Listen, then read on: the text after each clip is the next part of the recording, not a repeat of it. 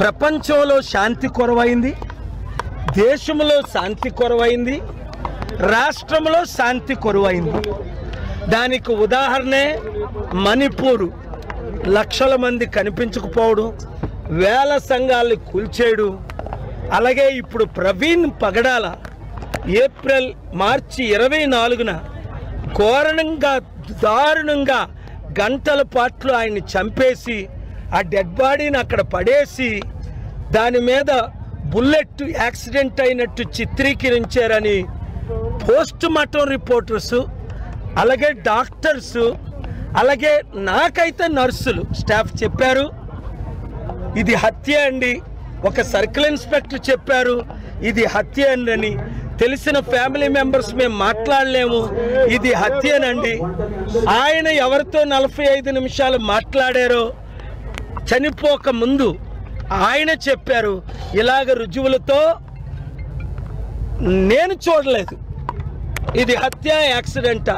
కానీ నా ఇన్వెస్టిగేషన్లో అందరితో మాట్లాడితే కొన్ని వందల మందితో ఇది కేవలం హత్య.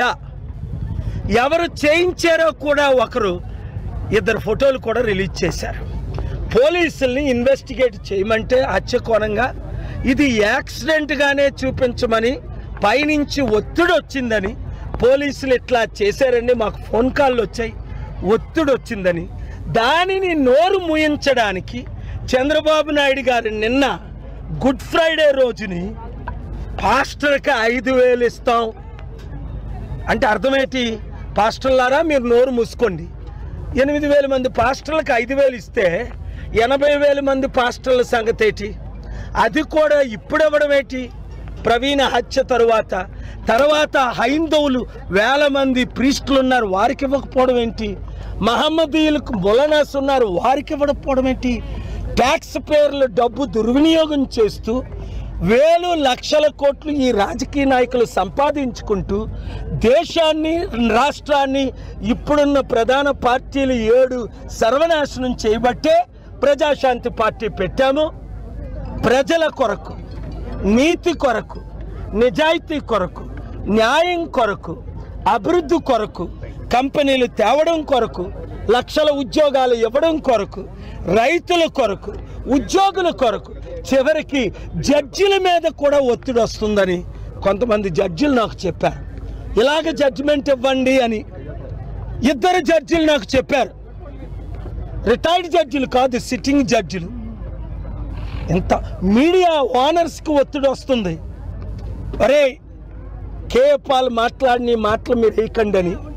కొంతమంది బానిసలు అయిపోతున్నారు, ఎక్కువ మంది ఈ సత్యాన్ని నేను ఎందుకు ప్రజాశాంతి పార్టీ పెట్టానో తెలిసి గనక చూపిస్తున్నారు. కాబట్టి హిందూ ముస్లిం క్రిస్టియన్స్ శాంతిగా ఉండాలంటే, అభివృద్ధి జరగాలంటే, మరలా మణిపూర్ మన తెలుగు రాష్ట్రాలు కాకుండా ఉండాలంటే వింటున్న ప్రతి ఒక్కరూ 7569441275కి పటాన్ చెరువనో, కరీంనగరనో, ఖమ్మమనో, తణుకనో మీ నియోజకవర్గం పేరు ముందు పెట్టి నా పేరు మీ పేరు పెట్టి 100 మందిని చేర్చండి. ఈరోజు వేల మంది ఎలాగైతే కమిట్ అయ్యారు, 3,000 4,000 మంది కమిట్ అయ్యారు, అలాగే మీరు కూడా ఒక్కొక్కరు గ్రూపు పెట్టండి.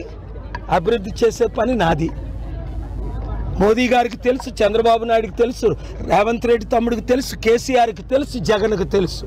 కేపాల్ వస్తేనే అప్పులు తీరుతాయి, అభివృద్ధి జరుగుతుంది.